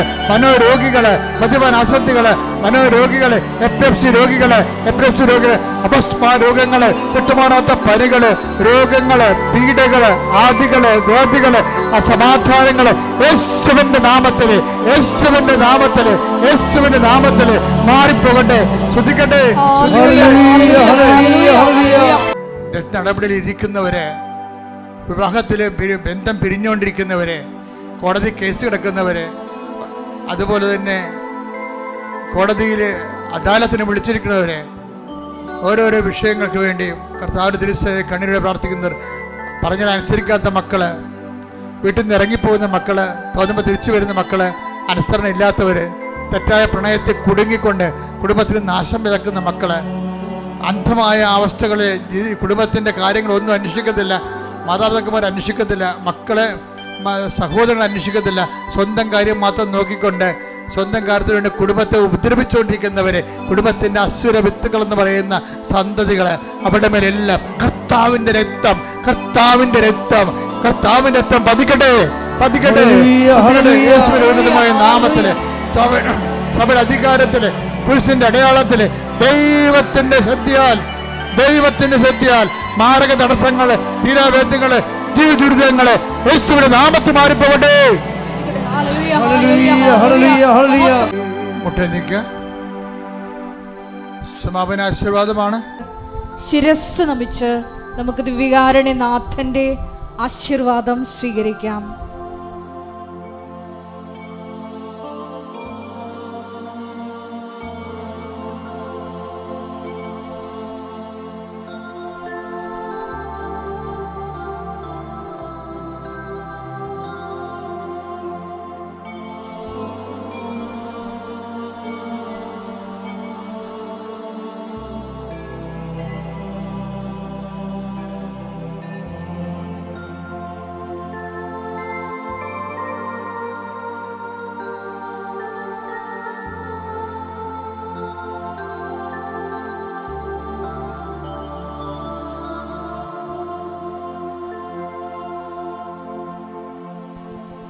പരിശുദ്ധ പരമമാ ദിവ്യകാരുണ്യമേ, ഇന്നുമെന്നും അങ്ങേയ്ക്കാരാധന. പരിശുദ്ധ പരമമാ ദിവ്യകാരുണ്യമേ, ഇന്നുമെന്നും അങ്ങേയ്ക്കാരാധന.